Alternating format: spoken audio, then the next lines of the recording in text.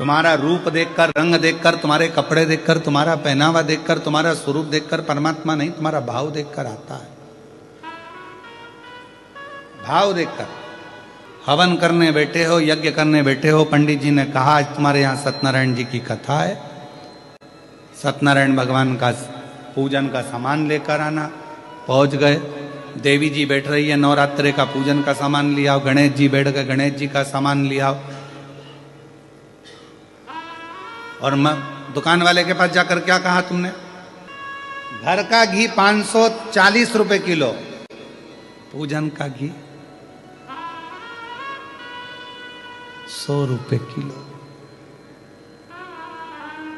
अब तुमने, दुकान वाले को भी मालूम है कि ये सत्यनारायण का पूजन का सामान चाहिए, तो सड़ी हुई खारक, सड़ी हुई बादाम, एकदम सफेद कपड़ा झर्री जैसा, पूरा मुंह देख लो। 16 मातृ का बनाने का कपड़ा ऐसा झर्री लाल कलर का, किसी काम का नहीं। चावल भी ऐसे बांधे जिसमें घुनी घुन, गेहूं ऐसा बांधा, सिंगाड़े भी दिए सूखे वाले तो उसमें घुन भरे पड़े हैं। भैया गणेश जी बिठाना है, पूजन का सामान दे देना, पूजन का घी दे देना। देवी जी बैठ रही है, देवी जी के लिए पूजन का घी दे दो। यज्ञ के लिए यज्ञ का घी दे दो। क्यों? क्योंकि उनको मालूम है दुकान वाले को कि यज्ञ में कौन सा घी देना है, सस्ता, हल्का, चर्बी मिला हुआ, चर्बी मिली हुई है, बेकार है, जो किसी काम का नहीं। जिस घी में बदबू मार रही हो वो परमात्मा के दिए के लिए, यज्ञ के लिए, अनुष्ठान के लिए दे दिया जाता है। क्यों? और घर का घी अच्छा, क्योंकि घर के लोग जरा सा भी घी गड़बड़ खा गए, हॉस्पिटल चले गए तो दुकान वाले को बंद कर दिया जाएगा। भगवान थोड़ी ना आके बोल रहा है कि मेरा हल्का घी है। और फिर सिर पे पल्लू लेके श्री शिवाय नमस्तुभ्यम, श्री शिवाय नमस्तुभ्यम।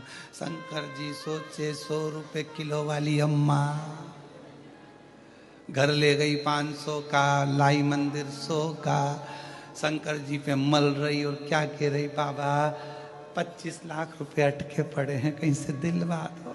भगवान के 100 रुपए किलो के घी में तो मैं प्रसन्न होने वाला नहीं हूँ। तेरी बहू 500 में प्रसन्न हो जाए तो उससे मंगवा ले जा, मुझसे क्यों मंगवा ले? हमारी यही कथा लोगों को बुरी लगती है, बस अंतर इतना सा।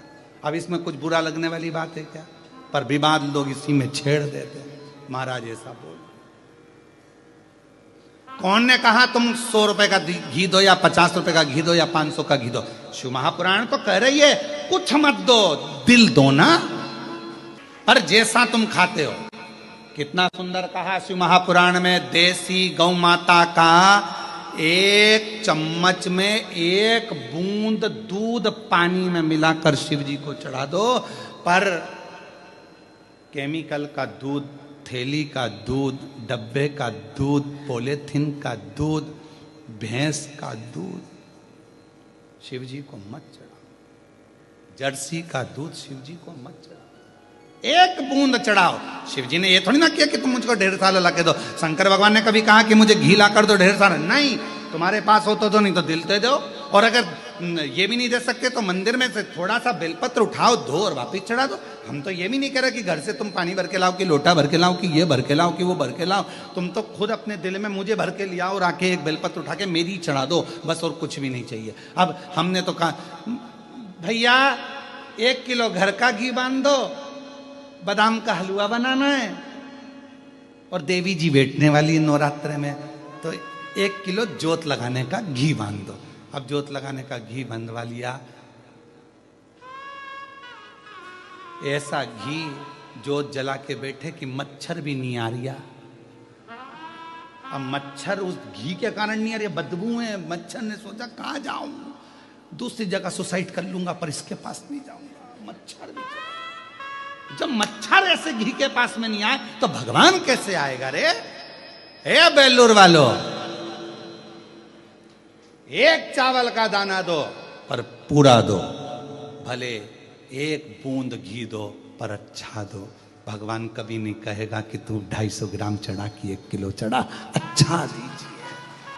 आज हम हमारे गुरु जी को केले से तोलेंगे और केले ऐसे लेके आए कि केले की लेला का पता ठिकाना नहीं मिला।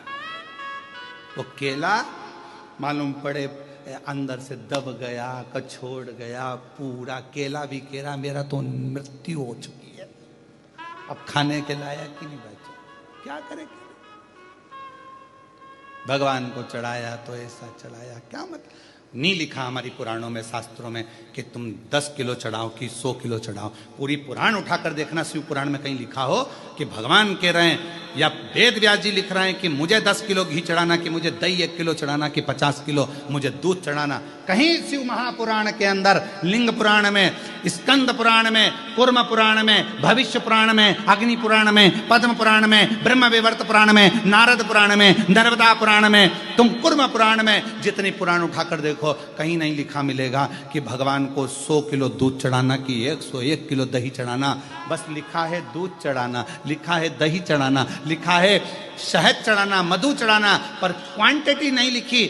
ये नहीं लिखा कि कितना चढ़ाना। भगवान को मालूम है कलयुग बढ़ता चले जाएगा, इस कलिकाल में वेद व्यास जी को मालूम है लोगों के पास में अभाव होगा, नहीं मिलेगी कुछ भाग, तो कम से कम एक बूंद देना, पर शुद्धता का देना, भाव से देना, मैं स्वीकार कर लूंगा। भगवान स्वीकार मत तो ढेरों में